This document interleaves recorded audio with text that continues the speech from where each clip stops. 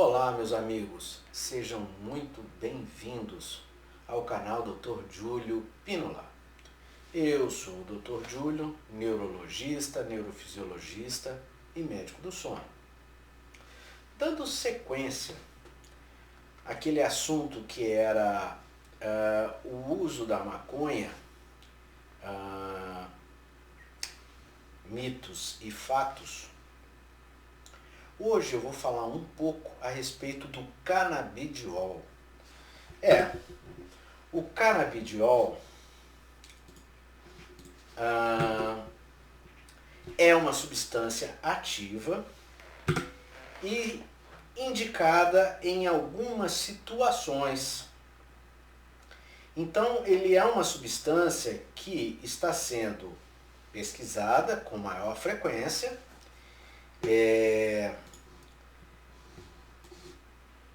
Estás procurando entender um pouco mais da sua função no sistema nervoso central, especificamente no sistema nervoso central, e as pesquisas estão avançando bastante.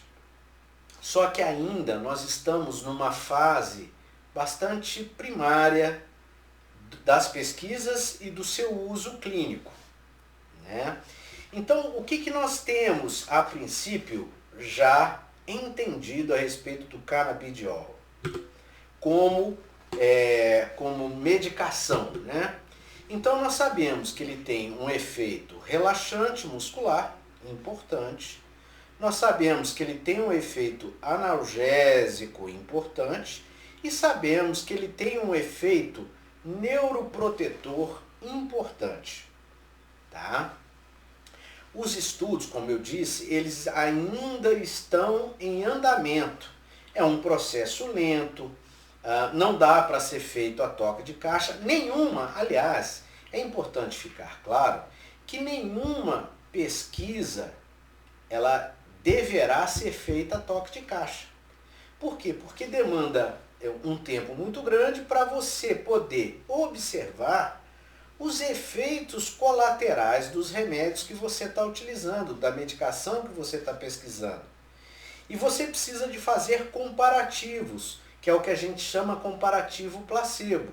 Ou seja, você pega um grupo de pacientes grande e administra a medicação que supostamente você quer testar, e um outro grupo igual tamanho, do mesmo grupo, do mesmo sexo, e você aplica uma substância sem efeito ativo, mas que é igualzinha, assim, o rótulo é o mesmo, mas as substâncias são diferentes. Uma é ativa, a outra é inativa.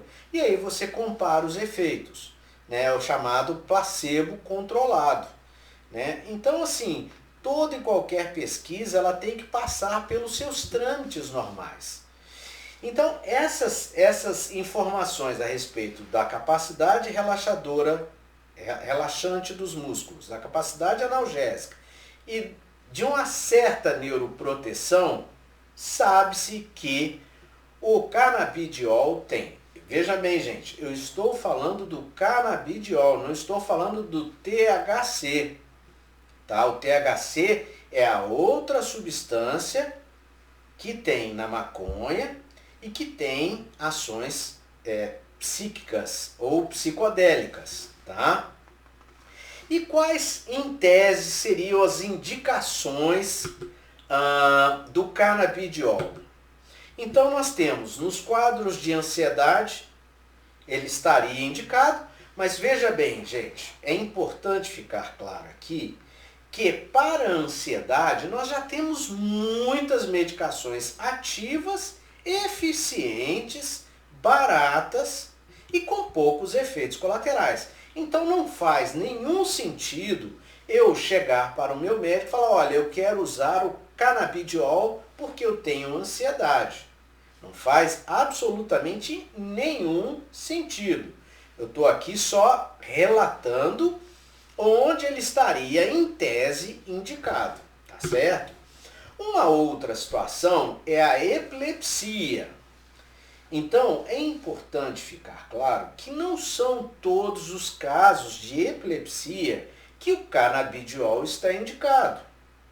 em quais casos ele estaria indicado? Ele estaria indicado numa síndrome que chama síndrome de Lennox-Gastaut, tá? Que é um tipo de epilepsia extremamente grave, de difícil controle. Muitas vezes o paciente está usando 3, 4 anticonvulsivantes e não consegue controlar o número de crises. E aí, neste caso, estaria indicado o canabidiol. Tá? Um outro tipo de epilepsia é a síndrome de Dravet.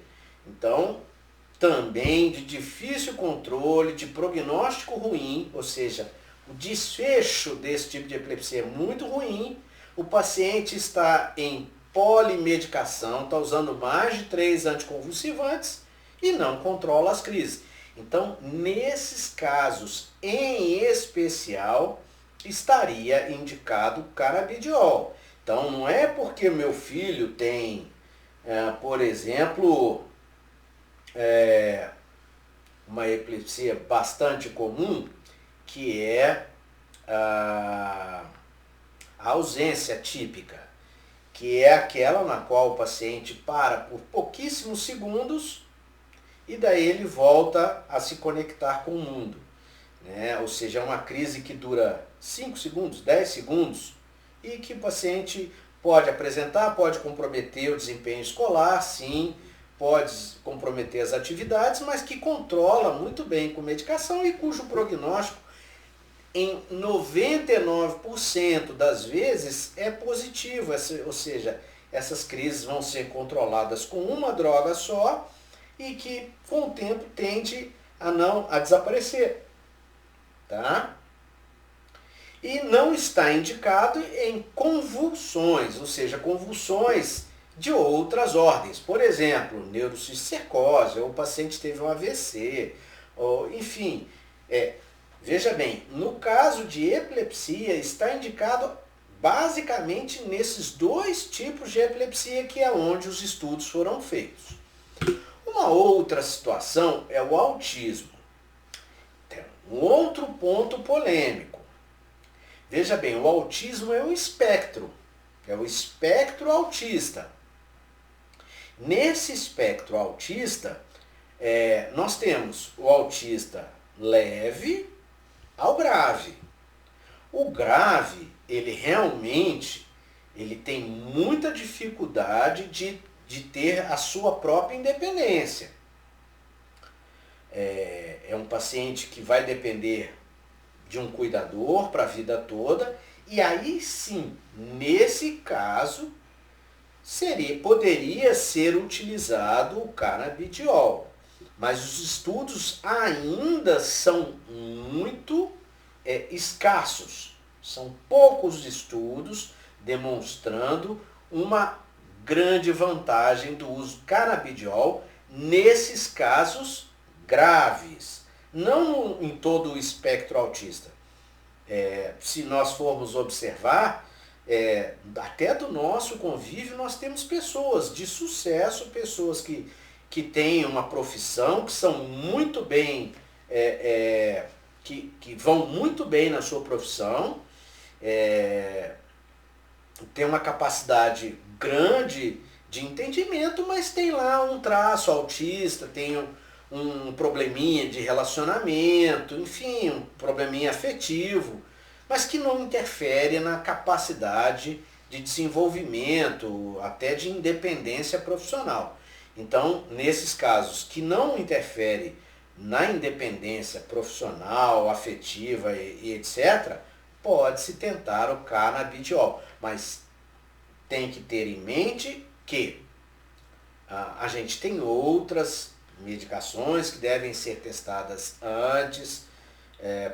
Nos casos dos pacientes autistas graves, eles têm muita ansiedade, né? De repente, com o canabidiol, a gente consegue controlar um pouco a ansiedade desses pacientes, dar uma reduzida no nível de agressividade desses pacientes, melhorar um pouquinho o sono dos pacientes se eles não tiverem doenças intrínsecas do sono, né? Como por exemplo a apneia do sono. Enfim, é um caso que deve ser estudado com muito critério. não se deve utilizar o canabidiol indiscriminadamente. E por último, nas doenças neurodegenerativas. Aqui cabe mais uma explicação também importante. Então, por exemplo, nós temos a doença de Alzheimer. Os estudos com canabidiol, eles estão mais avançados na doença de Alzheimer, que é uma doença que gera um quadro demencial, ou seja, o paciente perde a capacidade de cognição, ele não se lembra mais dos filhos, ele não se lembra mais de quem ele próprio é, ele não sabe aonde ele mora, ele perdeu absolutamente o contato com os entes queridos e com o ambiente que era conhecido. A princípio, não existe uma medicação que vá reduzir os sintomas da doença de Alzheimer. Infelizmente, toda e qualquer medicação que se utiliza para esses casos não tem o efeito desejado. O que nós neurologistas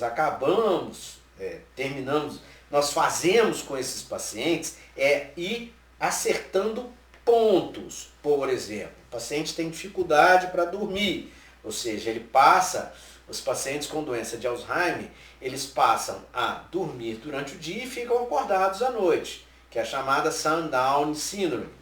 Então, o que a gente tem que fazer? A gente tem que tentar mudar esse relógio biológico do paciente. Então, a gente adota uma série de alternativas para isso. Outra, por exemplo, o paciente está muito agressivo, então a gente tenta atuar na agressividade desses pacientes, medicamentosamente, né? O paciente fica muito ansioso, a gente tenta entrar com medicação. Então, assim, não existe uma droga que nós possamos fornecer para o paciente com doença de Alzheimer que nós vamos fazer a doença regredir. Quem apregoa isso está apregoando uma falácia, uma mentira, tá?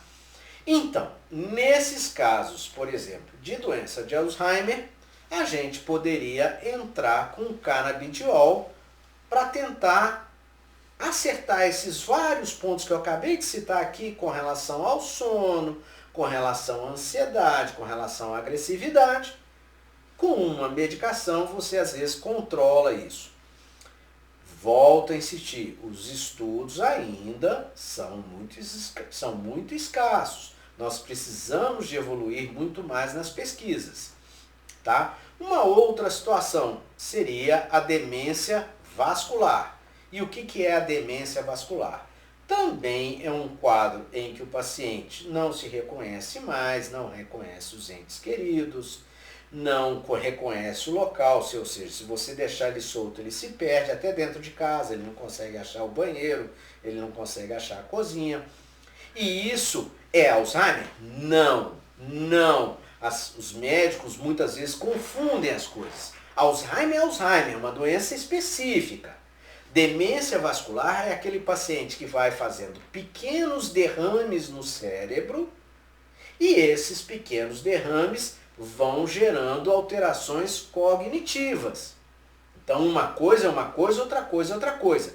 Existe uma medicação que eu possa fornecer para esse paciente com demência vascular que faça o cérebro dele retroagir, ou seja, voltar ao estado normal? Não. Não existe uma medicação que eu possa fornecer para esse paciente que faça o cérebro dele voltar ao normal. Então, nesses casos, a gente pode tentar o canabidiol. Tá? Mais uma vez, nesses casos de demência vascular, os estudos ainda são mais escassos do que no Alzheimer. É que o Alzheimer fica mais fácil de fazer as pesquisas porque é uma doença específica. Então você tem um ponto de controle melhor. Já a demência vascular pode ser por um monte de causas e aí você perde um pouco o controle. Por isso que os estudos estão mais concentrados na doença de Alzheimer. Tá?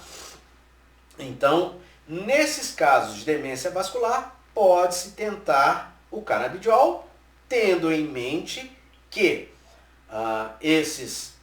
essa medicação tem seus efeitos colaterais e que ela vai agir em pequenos pontos.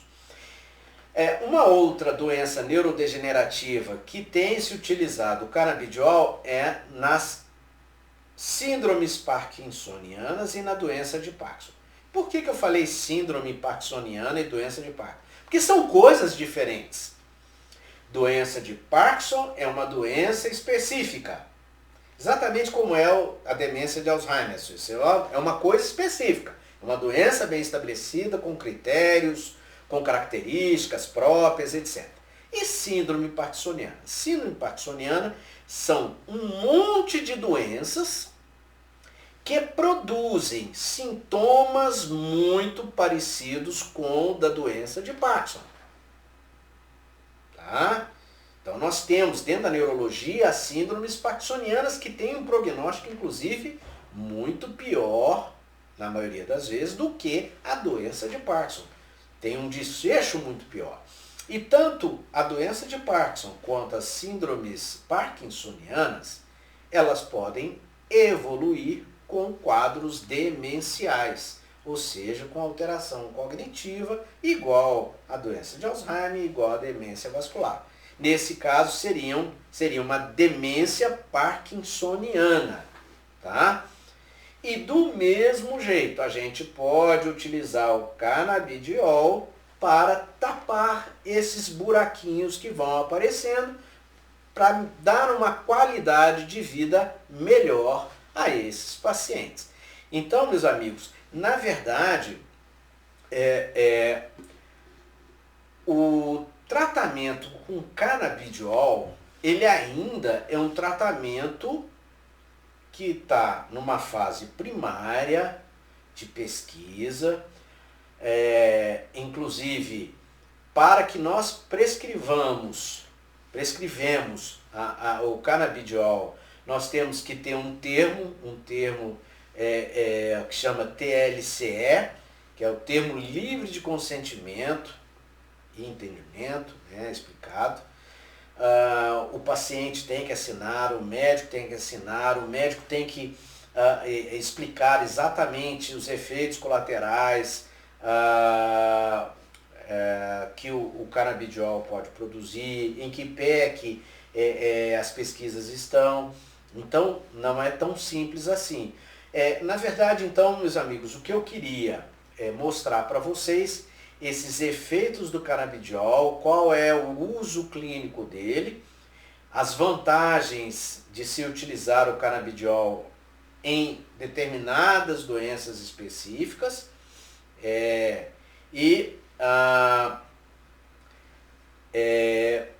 esclarecer esses aspectos, porque entra num campo de mito de que a maconha é boa para tudo, funciona para tudo, que é uma maravilha, e isso não é verdade. Pelo que eu pude expor para vocês, vocês viram os efeitos colaterais do THC, que é o tetraído canabinol, que tem efeitos psicodélicos importantes, que em crianças tem efeitos trágicos, como o uso recreativo, e isso vai trazer uma série de prejuízos em adolescentes. E o canabidiol, que é a parte medicinal da maconha e que tem seus efeitos positivos. Tá ok, meus amigos? Fiquem atentos às novas postagens, um grande abraço e fiquem com Deus.